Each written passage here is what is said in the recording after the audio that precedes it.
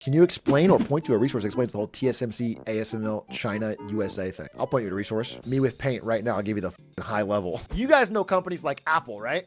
Apple, they make the phone you have. You can play Subway Surfers. All these companies that you know that make tech products, they design chips, but they don't make their own. They don't actually build. They don't have the foundries that build the chips. The company that does make the chips is called TSMC, Taiwan Semiconductor Manufacturer. It's in Taiwan. Really, they're the only one that can do the super small nanometer production. The 3 nanometer, tiny chips, okay? Intel, for example, can make the big, fat, clunky ones. If you want your chip to be as big as a donut, then you can go to Intel. But if you want to make the good ones, you go to Taiwan. That's TSMC. These foundries have machines that they don't make. The Dutch people have a company called ASML. All this company does is make these advanced lithography machines that use incredibly precise ultraviolet light to your tiny little 3 nanometer chip, okay? It is probably maybe the most valuable technology in the world. It's the most closely guarded tech secret. ASML, it's life or death, sworn to secrecy. If there's a Dune equivalent, it's the people that can find the spice. I don't know. It's very, very powerful. It's this one company in the Netherlands. And it's so important that the United States, despite not being the government of this company, has enacted a ton of rules that they must follow. The United States has put a lot of restrictions on who ASML can and cannot sell to. And they will not let them sell their highly advanced machines to China. And even though they shouldn't have that right, they just say, try us. They just say, no, you fucking can't, okay? That's how important this company is, okay?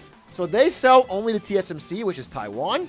Taiwan uses it to make the chips. The chips get shipped back to Apple and NVIDIA, who add a markup to them because they designed them, and then they make all this big money for American tech. In the coming race for the AI future, and again, as much as I have called aspects of the AI bubble hype, and they absolutely are, I think there's little doubt in my mind, or a lot of people's minds, that it is kind of like the internet, where there's going to be a bubble like hype, and then it's going to make serious changes to our world. It's already so far thousands of times beyond where crypto was, which was nothing, never did anything real.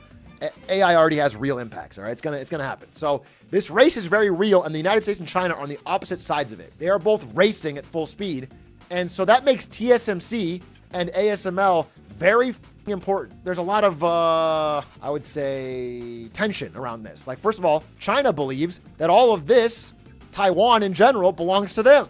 And so they may eventually want to fight a war over this or invade or, and that puts a huge tension on the whole global supply chain for chips. Because if they had TSMC, that's 60% plus of all of the world's chips are manufactured there. So a couple things are happening right now as we speak. Number one, the United States, the USA, right here, USA, baby. The USA is begging right now, but eventually maybe legally forcing. Right now, they are begging Apple and NVIDIA and other big companies to try and make their chips at Intel. But the problem is, Intel sucks. I mean, no, this is like, again, I read an article 4 days ago. It's Gina Raimondo or whatever of the State Department. She's going around to the CEOs of these companies and be like, hey, you need to. This is not a joke. You need to start using Intel. Now, no legal requirement yet, but it's like getting there. And then they're like, no, we don't want to. Intel sucks. And the United States government is also giving money, hand over fist, to Intel to try and improve their manufacturing capabilities. The goal is to get Intel to catch up to TSMC so that eventually we don't have to worry about this falling into China's hands, okay? That's the idea. At the same time, the US's tentacles extend out to here, to ASML, where, like I said, they are trying a lot of different methods to keep them from selling things to China. However, in response, China's doing things as well. China, I think it was Xi Jinping himself, in a meeting with the president of the Netherlands, had some threats of his own. And he basically said, yo, if you don't sell ASML stuff to China, we are going to have to eventually do a full-on Chinese boycott of every product in ASML and perhaps other Netherlands products in general. So they're caught between a rock and a hard place. Let me explain it like this. ASML sells the really advanced shit that they're not allowed to sell to China. They can't sell that. But everything else, they sell most of that to China. In fact, all of like the lower end stuff, like let's say there's a platinum tier, a gold tier, and a silver tier. The gold and silver, China is buying these hand over fist now because they expect future restrictions. So right now, a lot of ASML's revenue comes from China. And so if they're threatened with a boycott, they're like, fuck, their CEO is worried. And then the president of the Netherlands is worried because that's a big part of their economy. So it's like they're getting torn between two superpowers. That's what's happening right now. There's sort of a four-step process here. And I want to be clear, like I have a slight US bias when I say this. It's true, but like if I was a Chinese citizen, I'd be like, I don't give a shit. Do whatever you got to do. If I was trying to be like, you know what? We're behind. Do whatever you got to do. They're going to try and box you in. All right? I want you to understand that. So like China has a four-step process they've done over and over to great effect. Number one is they'll buy up all of the gold and silver tier, right? Everything they can get their hands on first to carry them over. Then they move very fast in investing in their own domestic industry to try and leapfrog it. Number three is they try to find an outside partner who is as good as ASML or close to do a China 50-50 split. This is where they start stealing tech secrets. I'm just being honest. This is a pattern that's happened over and over. They will start stealing, or they will start paying ASML employees. They will start whatever it is to try and leapfrog and catch up. Again, I think there's an article, I read 2 weeks ago about an inquest on an ASML employee who got a huge payout from some Chinese company and then fled to China. Like they're doing this right now. They're trying to do this. So they're investing in their own. They're buying all the old ones. They're trying to find a partnership or someone they can turn to catch up on things. And then they subsidize. So once they start getting production, they subsidize the shit out of it and start flooding the market. And usually it'll wipe out the original competitor. Now with ASML, I don't think that's likely, but understand that like this is a four-step process they have done consistently. They did it with high-speed rail. They're doing electric vehicles right now, and it's very successful. And if I'm a Chinese citizen, I go, the normal rules that apply will never let me catch up. I understand when they're doing it, but from the outside, it seems a little unfair. This is the high-level overview of like probably the most important industry in the world right now. That the semiconductor industry is like the beating heart of the AI race, which is what both countries are zooming towards. Is the USA really above doing all the shady activity though? No, absolutely not. The unique thing would be the really organized and focused industrial espionage of trade secrets, which again, the reason the US doesn't have to do it is because they're already in the lead. They have the money and the capital markets so I don't know if they would do it, but I'm saying they don't. China has been very focused about doing this since the days of like Nortel, Nokia, 2000 to now, basically. They have found many, many ways to siphon off trade secrets from companies. Some people get really angry about that. Some people will say, no, it never happened. There's a lot of evidence. It's concrete now. Why is Intel so bad? Mismanagement. Intel used to be forefront. You go back to like the late 90s, early 2000s, Intel's the forefront. But then they just found out that they could barely upgrade every year. They could improve almost nothing and sell the same product for a higher price over and over and over and over again. And they made untold billions, It was just incredibly lucrative.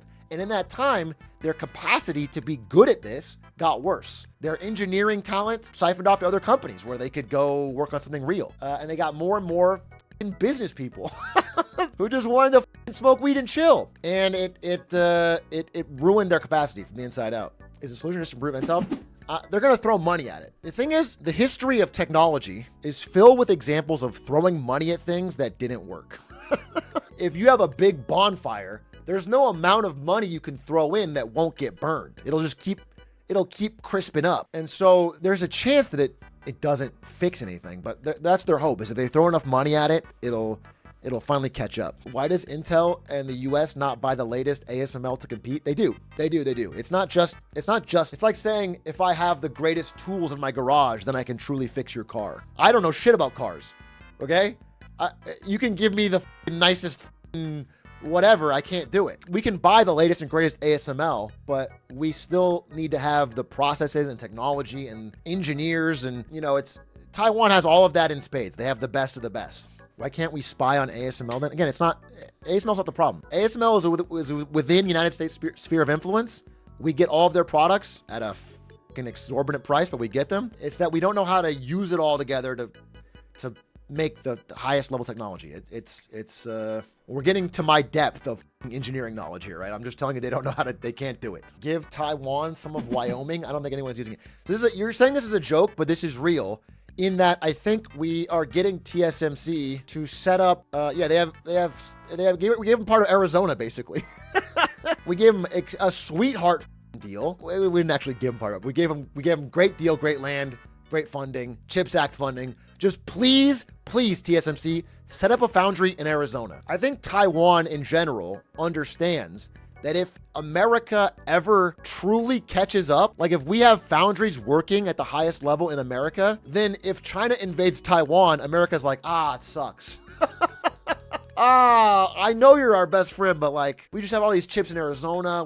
They might get ditched is the idea. Because nobody wants to go to World War III over nothing. Well, not over nothing, but over a small island's democracy. America will go to World War III over losing access to all the chips. So TSMC is probably not working at their optimal level in Arizona to make this as good as possible.